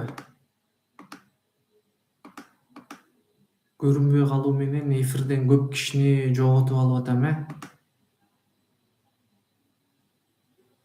Эмнеге көрүнүп, кайра көрүнбөй ушинтип жатат азыр. Эми көрүнүш керек. Азырчы көрүндүбү? Көрүнгөн жок,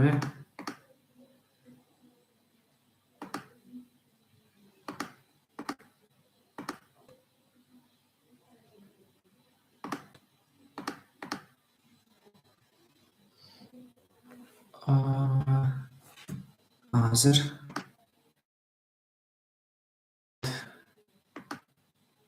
болгон аракетти кылып демонстрация, чоң экран. Эми көрүнүп атат болуш керек. Өзүңүз көрүнүп жатасыз. Жок, слайд көрүнүш керек. Мен го көрүнө берем. Менин бетим көрүнө берет.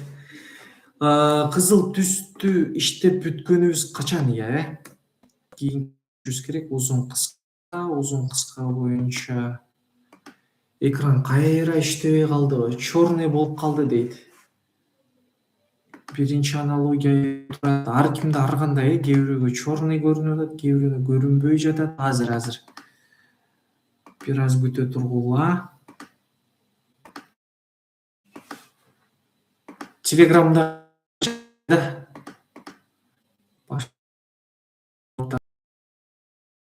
менимче проблемалар көп жаралат.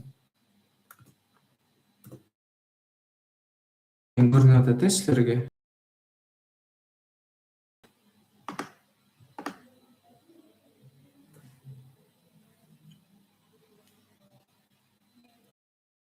Жакшы, кеттик.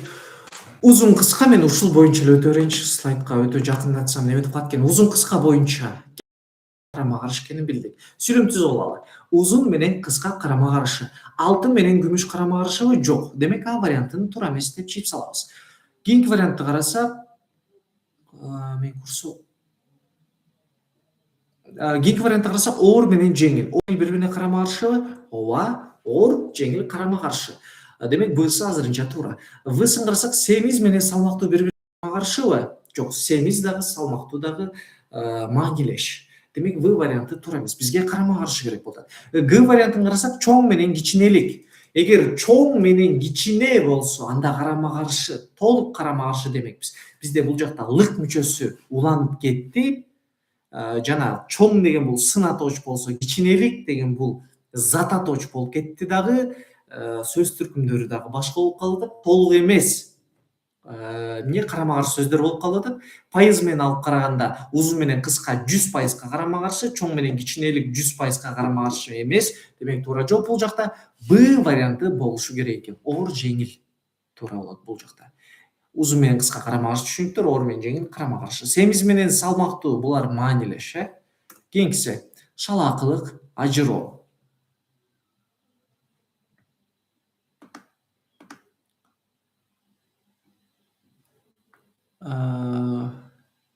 Шалаакылык, ажыроо. Кеттик, эми шалаакылык, ажыроону түшүндүрө кетейин. Шалаакылыктын айынан биз көп нерседен ажырап калабыз. Эмгекчилдиктин айынан биз мол түшүм алабыз. Туура эле келет. Текеберликтин айынан биз каниет кылабыз. Каниет кылуу деген шүгүр кылуу, топук кылуу дегенди айтат, Айынан биз каниет кылбайбыз да. Демек Б вариант туура эмес экен бул жакта, Кийинки жалкоолуктун айынан куру калабыз. Ооба, туура. Жалкоо боло берсеңер көп нерсе каласың, куру каласың. Эпчилдиктин айынан ийкемдүү болобуз. Жок, ийкемдүүлүк деген бул эпчилдиктин артынан эмес, Демек Г варианты чийип салсак болот экен. Бизде А менен В жакын келет. Эмгекчиликтин артынан мол түшүм алабыз жана жалкоолуктун артынан куру калабыз. Эми карагыла могул жактан. Байланыштыруу сүйлөм түзсөк туура келип атат. Шалаакылыктын айынан ажырайбыз, эмгекчилдиктин айынан мол түшүм, жалкоолуктун айынан куру калуу деп, байланыштыруу сүйлөм келип атат. Пайыз менен алып карасак, буга эми пайызды бере албайт экенбиз, 100%, 100% деп. 100% ажырашың мүмкүн, 100% мол түшүм аласың, 100% куру каласың дегендей. Оң же терс экенине маани беребиз. Кеттик. Шалаакылыктын айынан ажырайсың, бул минус нерсеби? Ооба. Эмгекчилдиктин айынан мол түшүм аласың, бул плюс нерсе. Ал эми жалкоолуктун артынан айынан куру калганың бул минус нерсе. Демек үлгү жүк минус, В минус, туура жооп В варианты болушу керек экен. Көрдүңөр, биз үстүндөгү бардык нерсени кылып көрдүк. Байланыштыруу сүйлөм түздүк, пайыз менен карадык. Анан оң же терске келгенде биздин туура жооп чыгып калды В варианты деп. Демек туура жооп В варианты болушу керек экен. Мынакей жообу. Кийинкиси жакшы, жаман дегенди карагыла эми.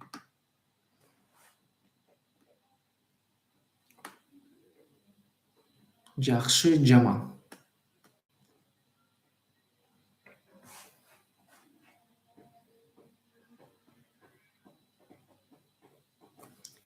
Сонун. Жакшы, жаман. Кеттик. Жакшы, жаманды түшүндүрүп баштайын. Варианттарды карасам, ооба, туура жооп бергендер бар, туура эмес жооп бергендер бар. Бул жакта эске ала турчу нерсе, жакшы менен жаман бири бирине карама каршы дедик. Эсептөө менен саноо бири бирине карама каршы деп айта албайбыз. Демек А вариант туура эмес. Туруу менен жатуу карама каршыбы? Ооба. Ысык менен музда карама каршыбы? Ооба. Баруу менен келүү карама каршыбы? Ооба. Байланыштыруу сүйлөм түзсөк дал келип атат. Пайыз менен карасак, 100%га карама каршы. Оң же терсти карасак, мисалы жакшыга плюс бересиң, турууга плюс, ысыкка плюс, барганга плюс. Эми плюс минуска баруу келүүгө плюс минусту бергенибиз бир аз туура эмесирээк болуп калат экен, Эми сөз түркүмдү карайлы. Кийинки вариант сөз түркүм экен. Сөз түркүм боюнча карай турган болсок, жакшы менен жаман кайсы сөз түркүмүндө? Кандай деген суроого жооп берет. Жакшы, кандай, жаман. Демек сөз түркүмдө сын атооч. Туруу, жатуу, баруу, келүү булар этиштен болуп атат. Демек туура жооп В варианты ысык, муздак, сын атооштон болгондуктан үлгү жуптагы сына тоштон болгондуктан туура келип атат. Мен дароо эле сөз түркүмүнөн таап алган жокмун, байкап атасыңарбы? Биринчи байланыштыруучу сүйлөм түзгүлө, пайызын карагыла, оң же терскенин карагыла, андан кийин анан сөз түркүмдөрүнө карайбыз. Кийинкиге өттүк. Жору балапан. Жору балапан. Көрүнүп атат, көрүнүп атат, көрүнүп атат. Көрүнбөй атат деп жазгандар. Негизи көрүнүп атат.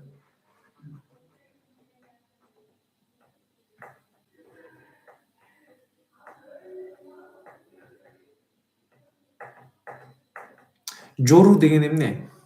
Жору деген орусча айтканда гриф деп коет. Жанагы таз жору деп уктуңар беле? Аябай эле бир белгилүү бир мультфильм бар. Мисалы, Король Лев деген бир мультфильмде көрсөңөр керек. Же болбосо мындай эле бир мисал айтайын. Бир мал өлүп кала турган болсо, ал малга бүркүттөр келбейт, билесиңер, Бүркүттөр тирүү нерсени кармап жейт. Бүркүткө окшош болгон могул жагы, бүркүттүн башында жүнү бар да, тигиники жүнү жок болот, анан өлүктөргө гана келет. Өлүк нерселерди гана жейт. Гриф деп коет орусча. Ошону жору деп коет. Кыргызчасы. Көрмөй жаткандар чыгып карайсыңар, көрүнөт дейт. Ошондой кылып көргүлөчү, бул жактан ошентип байкап көрүшкөн окшойт. Биринчи көрүнбөй атыптыр, анан чыгып карай киргенде көрүнүп калыптыр. Кеттик анда. Түшүндүрүү ишин кылайын. Жору балапан. Жорунун баласы балапан. Бөдөнөнүн баласы жөжө. Туурабы? Туура. Түлкүнүн баласы бачкеби? Туура. Көрүңөр, мен сүйлөм түзүп атам азыр. Карышкырдын баласы бөлтүрүкпү? Туура. Тооктун баласы күркпү? Жок. Тооктун баласы жөжө. Демек, Г вариантын чийип салабыз. Бизде А, Б, В 3 вариант туура. Байланыштыруучу сүйлөм түздүк. Кийинки очерединде пайыз. Жорунун баласын балапан деп коет. 100%бы? Ооба, 100% балапан деп коет. Бөдөнөнүн баласын жөжө дейби? 100%, 100%га жөжө дейт. Түлкүнүн баласы бачкеби? Абсолюттук түрдө. Карышкырдын баласы бөлтүрүкпү? Абсолюттук түрдө. Кийинкиси оң же терс. Буларга оң же терс бере албайбыз. Кийинки очеред сөз түркүмү. Сөз түркүмүн карасак, жору, балапан. Жору дагы зат атооч, балапан дагы. Бул жактагы варианттардын баардыгы зат атооч. Демек, эчтеке бере албай атабыз. Мунун баары дал келип атат. Эми логикалык байланышка салып коебуз. Логикалык дегенде кандай? Жору менен балапан өзү эмне? Куш. Бизде варианттардын ичинде куш барбы? Бөдөнө менен жөжө деген бир куш бар экен.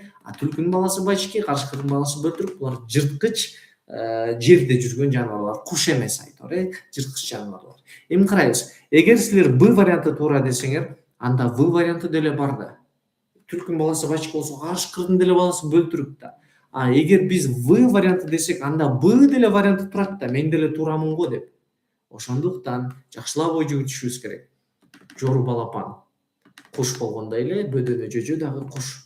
Биз бул баардык пункттардан өтүп ана логикалык байланышка келдик, дароо эле логикалык байланышка салбагыла. Демек, туура жооп бөдөнөнүн баласы жөжө. Ошондой. Канакей, уже аналогиянын аягына жеттик. Эң сонун. Жакшы, биз аяктадык ошону менен. Эми суроо жоопторго келели. Бул эфир негизи сакталат, запись болот, сакталат. Ошол жактан көрүп алсаңар дагы болот. Аналогия боюнча азыр бир аз ошо техникалык дагы проблемалар болду, өзүңөр көрдүңөр, байкадыңар, слайдтан чыгып кетип атты. Эми бирок бул деле көп тоскоол болбошу керек, Башында силерге аналогия боюнча түшүндүрмө бердим. Аналогиянын 16 байланышы боюнча, тагыраак 16 деп, көп жолу 16 деп айтып берем, 15 байланыш бар, ооба. 15 байланыш бар. Негизи байланыштар аябай көп, бирок эң эле популярдуусу 15 деп түшүнгүлө. Түшүнүктүүбү? Эң эле популярдуусу 15. Бирок байланыштар аябай көп. Ошол боюнча маалымат бердим. Андан кийин аналогиянын түрлөрү боюнча так жана ыктымалдуу экенин түшүндүрдүм, жана аналогияны таап алууда кайсы пункттарга маани берет экенибизди түшүндүрдүм силерге. Демек, аналогия боюнча аябай көп билимди алып алдык. Жанагы жактарды скриншот кылып алсаңар дагы аябай сонун аналогияны иштеп атканда такпы же так эмеспи ошону карайсыңар. Жана аналогияны иштеп аткан жана пункттарга сөз түркүмдө маани беребизби же кайсы бир башка бөлүгүнө маани беребизби айтор ошолор дагы аябай керек болот силерге. Скриншот кылып ошону жашооңордо колдонгула. Кана кыргыз тилинен норма балл канча алыш керек жртдан и алгебрадан дейт.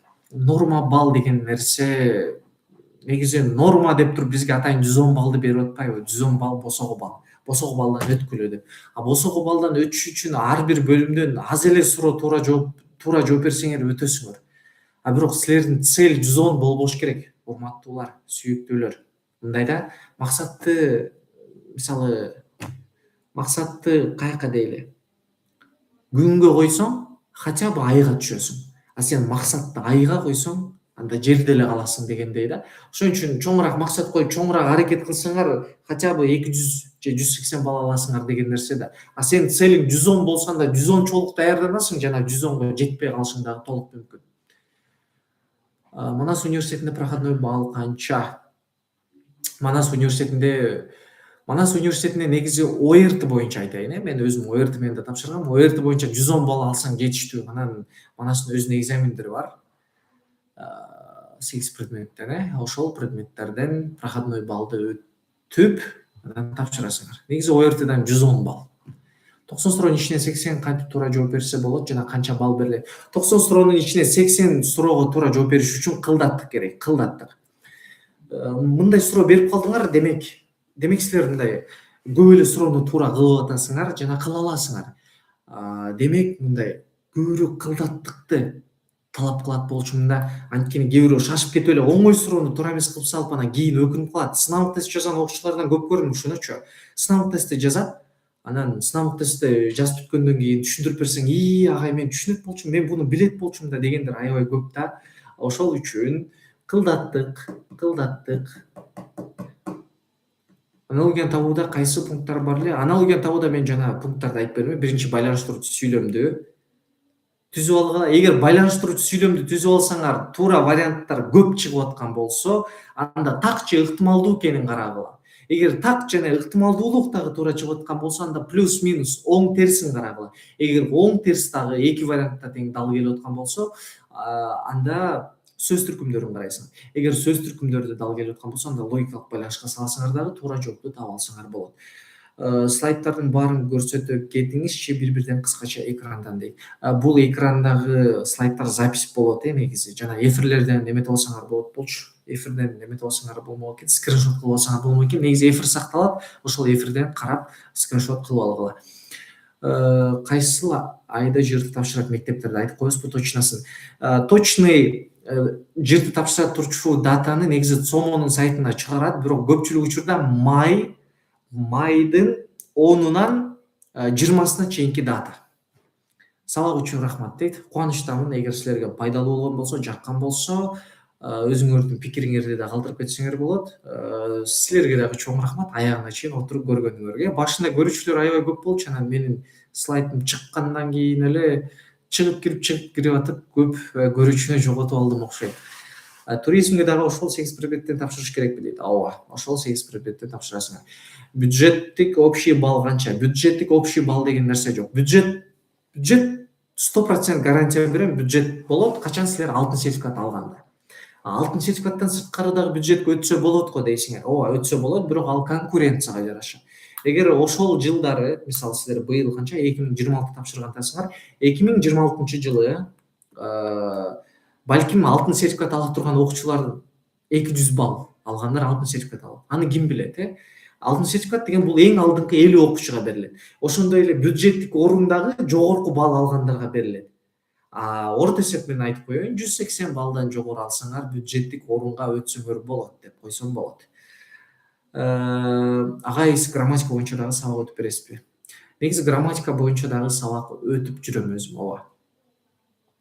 Бирок мен проманаста көбүнчө аналогия менен иштешем. Окуп түшүнүүдөн сабак өтүп берсеңиз сонун болмок агай дейт. Окуп түшүнүүдөн сабак өтсө болот негизинен. Бирок негизи менден дагы күчтүү агайлар бар деп айта алам. Анткени Нуржан агайыңарды көрүп жүрөсүңөр, аябагандай күчтүү агайлардын бири. Ошол Нуржан агайдын өзүнүн методикасы бар. Буюрса ал агайыңар дагы өзүнүн эфирин өтөт. Аналогия боюнча дагы китеп жазды, анан окуп түшүнүү боюнча дагы аябай сонун бир өзүнүн методикасы бар. Кааласаңар курстарга жазылып, биздин ошо промонас курсуна жазылып, ошол агайдын сабактарын көрсөңөр болот. Жана кийинки эфирлерден дагы Нуржан агайыңар балким өтүп береттир. ЖРТга кайсы айдан даярданган жакшы? ЖРТга кайсы айдан эмес, ЖРТга 10-класстан баштап даярданган жакшы. Демек, азыр аябай күчтүү даярданып аткан учур. Ошмун университетинин общий балл канча дейт. Ошмуга өтүш үчүн ар кандай эми 110 балл алып деле Ошмуга өтсөң болот. Кантип өтсөң болот? Өзүң каалаган факультетке конкуренция азыраак болсо, 110 балл менен деле өтсөң болот.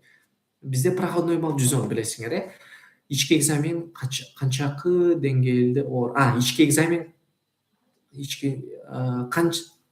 кандай деңгээлде оор деп атасыңар да, Ички экзамен дегенде Манастын негизги тестинен кошумча предметтик тестти түшүнүп атам негизи. Бирок ички экзамен дегенде ооба Манастын экзаменин айтып атат болушуңар керек. Манастын ички экзамени ОРТга салыштырмалуу бир аз оорураак болот. Демек, жакшыраак даярданууңар керек. Проходной балл азыр канча? 110 балл боюнча элеби? Азыр ЦОМУнун айтуусу боюнча 110 балл эле. Азыр эч кандай жаңы маалымат киргизе элек. 115 деген имиштерге ишенбегиле, 120 дегендерге ишенбегиле, 110 деп эле угуп жүрөбүз. Туризмге кошумча предметтен тапшырыш керекпи? Ооба, туризмге кошумча англис тилин алып алсаңар дагы жакшыраак болот. Негизи англис тилин сурайт туризм. Дагы качан болот эфир агай дейт. Дагы буюрса биздин Промонас Instagram баракчасына катталып, ошол жакта карап, ошол жактан маалымат алып турсаңар, ошол жактан чыгарат, кийинки эфир мынчасында болот деп. Биздин эфир болсо буюрса эртең, бүгүн силерге тапшырма берем, ошол тапшырманы разборун эртең кылып берем эфирде. Ошмунун бюджети барбы дейт. Менимче Ошмунун бюджети болушу керек. Эфир канчага чейин сакталат? Эфир канча убакытка чейин сакталат экенин мен так билбейт экенмин. Аны бул жактагы Промонасты именно ушу медиа жагын карап жаткан агай эжекейлериңерден сураш керек. Бүгүн сакталса эле жетиштүү го дейм силерге. Ушул эфирди көрүп аласыңар, керектүү жактарын скриншот кылып аласыңар, анан колдонуп жүрсөңөр, ошол эле жетиштүү. Көпкө сакталыштын деле кереги жок. Көпкө сакталса силер кийин көрүп алам деп коесуңар. Ошон үчүн көпкө дебей эле коеюн. Агай сонун сабак өтүп бердиңиз, рахмат. Дагы ушундай сабактарды тез өтүп турсаңыз жакшы болот эле. Жарайт, рахмат, кубанычтамын. Көрүнбөй жатат дейт. Ооба, Марсель айткандай, кээ бирөөбүздө ошо ошибка болуп калып атат окшойт. Кайра чыгып, кайра кирсеңер көрүнүп баштайт. Саат кана 8:30 болуптур, бир 5 мүнөттүк суроо жооп кылалы, андан кийин мен эфиримди аяктайм. Сабагыңыз үчүн чоң рахмат. Сонун эфир болупту. Дагы күтөбүз. Силерге дагы чоң рахмат. Жагымдуу сөздөр болду. Пайдалуу болгон болсо кубанычтамын. Агай, кошумча математика боюнча маалымат бериңизчи. Кошумча математика боюнча маалымат берсем, негизги тест боюнча айтайын, кошумча маалымат деп атасыңар. Негизги тест боюнча, негизги тест 60 суроо келет, билесиңер. Анан мен кыргыз тилге караганда математиканы дагы немерээк баалайм да. Мындай окуучуну көрдүңөр беле? Математикасы жакшы, бирок кыргыз тили жаман болгон окуучуну көрдүңөр беле? Жок, андай жок. Эгер математикасы күчтүү болсо, анда башка сабактары дагы күчтүү болот.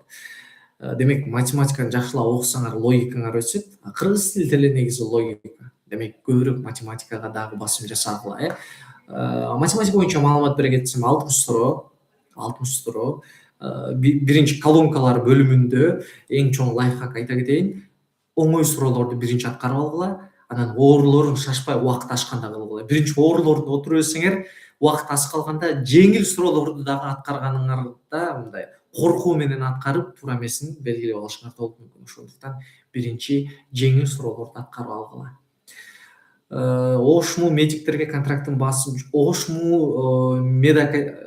Ошму дагы медиктердин контракттык баасын так билбейт экен. Бирок так маалымат алсаңар болот. Кайсыл жерден?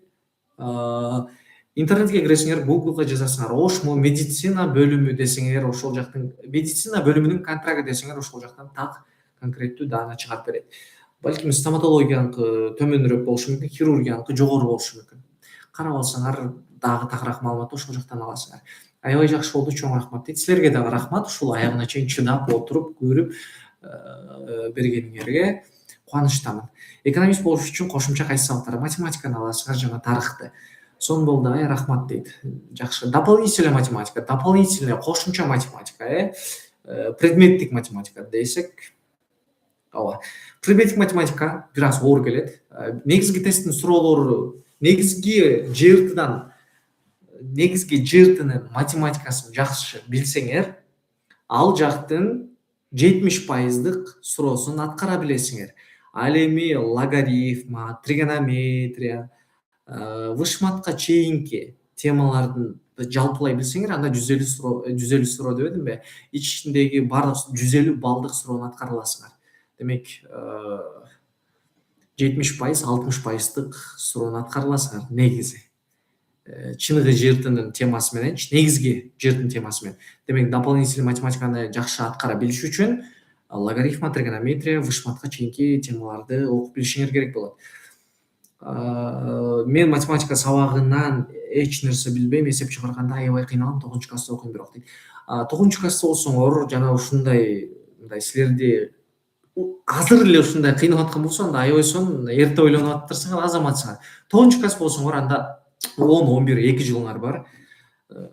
2,5 жыл дейин, азыр жылдын жарымы да. 2,5 жылдын ичинде эмне кыласыңар? Эң биринчи 5-6 класстын математикасынан тартып 9га чейинкини кайталап окуп баштагыла. Эч нерсе билбейм деген нерсе жок. Биринчи 2-2-ни кошкондон жок, 2-2-ни кошкондон баштагыла, ооба. Андан кийин көбөйтүп өтөсүңөр дагы, таблицаны жаттагыла. Сүйүктүү окуучуларым, таблицаны билбегендер аябай көп. Таблицаны жаттагыла. Анан ошентип акырындап көтөрүлө бересиңер. Тамырга өтөсүңөр, тамырдан кийинки эмне экспонентс деген даражалар темасын, ошол темаларды өтүп кыйындай берсеңер, эмнеге болбосун? Бардык нерсе бир кадамдан болот, дароо эле баары болуп кетпейт. 9-класста болсоңор, силер учуштасыңар. Силерде азыр бонус бар экен да. Манастын тестинен өтпөй калса, башка универге өтүп кетсе болот. Манастын тестинен өтпөй калсаңар, ОРТ тесттин жардамы менен өтсөңөр болот, эгер ушунчалык эле Манаста калып атсаңар. Эгер Манастан башка эле университетке тапшырайын десеңер, Манастын экзаменин өтпөй калсаңар, ОРТ менен башка университетке тапшырсаңар болот, ооба. ЦОМО тест биринчи варианттан баштап 10 вариантка чейин 3кө окуган баланын деңгээли дейт да, 10-15 варианттарга чейин 4 окуган баланын деңгээли дейт. 15 варианттар оор дейт, ушундайбы дейт. Жок, андай эмес. Бул ЦОМОнун тестинин ичиндеги варианттар 3кө окуган балдарга карата ушул, анан 4кө окуган балдарга карата 15тен 21 деген бул такыр туура эмес маалымат. Андай туура эмес. ЦОМОнун тести, эгер бир тестин көргөн болсоңор, бардык тесттеринин деңгээли ошондой эле. Оор эмес, жепжеңил болот.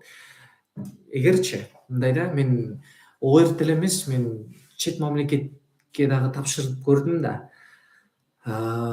Чет мамлекетке тапшырдым, жана ал жактын өзүнүн тести бар. Өзүнүн тестин карасам, математикасы ушунчалык оор да. Биздин жыйыртыбыз жепжеңил тест болуп калат экен. Бул эмнени айтып атат? Бул Кыргызстандын билим деңгээлин айтып атат. Ошол себептүү мындай негизи Кыргызстанга күчтүү кадрлар керек. Билимге аябай мындай маани беришибиз керек болот. Ошондуктан аябай тырышып окууңарды суранат болчумун баарыңарданчы. Эң оңой тесттердин бири болду. Жашоомдогу эң оңой тесттердин бири ушул математика болду. Математика жана ушу жыйыртын тести болду десем болот. Жыйыртын тест аябай кандай оңой. Ошон үчүн оңой кабыл алып, аракетиңерди кылгыла. Дагы суроолор барбы? Математика көбүнчө кандай суроолор келет ОРТда? Көбүнчө тесттин кейжиге киресиңер. Тесттин кейжи деген сайт бар. Ошол жака кирип, математиканы аткарып көрсөңөр, ошондой суроолор келет. Азыр бул жакта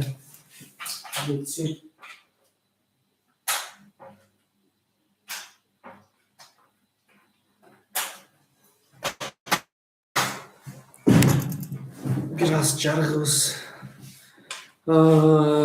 Кынакей Хирургия окуш үчүн кайсы предметтерин жакшы билиш керек? Хирургияга окуш үчүн биология, химия албетте. Аи да. Суроолор көбөйүп баштады. Өзү тесттерге варианттар канча бар? Жанагы 6, 10 деген цифралар барго дейт. Тесттердин варианттарын билип не керек дейм да, эмне кажет дейм да. Сомонун көптөгөн варианты бар. 20 канча варианты бар деп жүрүшөт. Ага маани бербестен, ал бул варианты түшүп калса мен анын ичиндеги суроолорду жаттайм деп эч кандай кылбагыла. Силер жөн гана сабагыңарды окугула, сомого даярдангыла болду. ОРТда математика бөлүмүндө мынча суроо Г варианты болот деген чынбы? Жок, андай логиканы токтоткула. Именно А деген варианттан 10 болот экен, анан Б дегенден 4 болот экен деген такыр болбойт андай. Такыр андай нерселерге салбагыла. Окугула андан көрө. Окуп кыйналгыла. Аны жаттап кыйналбай, окуп кыйналгыла. Андай жок, бул калп баары миф. Жогоруда менин суроомо жооп берип кеттиңиз го, математика жөнүндө билбейм деп, бирок мен 9да экзамен бар да, ошого чейин кантип барып даярдансам болот? Аябай эле кыйналам да дейт. 9 класста гос экзамен жөнүндөбү? Гос экзамен болсо, гос экзаменге чейин жарым жылыңар бар экен. Жарым жылдын ичинде мектеп мындай да, бир жакшы неме айтайынбы? Дос деген бул аябай сонун нерсе да. Дос дегенди колдонуш керек да. Дос деген мисалы жакшы достор бар, жаман достор бар дегенде, мисалы мындай бир совет угуп калгам, сен 3 досту дайыма жаныңа ала жүр депчи. Бирөө сени көңүл ача турган дос болсун, бирөө кандай, бирөө сага мотивация берип турган аябай илимдүү дос болсун дейм. А бирөө болсо мындай душевно сүйлөшкөн, жанагы душевно деп. Кыргызча эле айтайынчы, мындай жан дүйнөсү таза болгон, мындай чай иче турган дос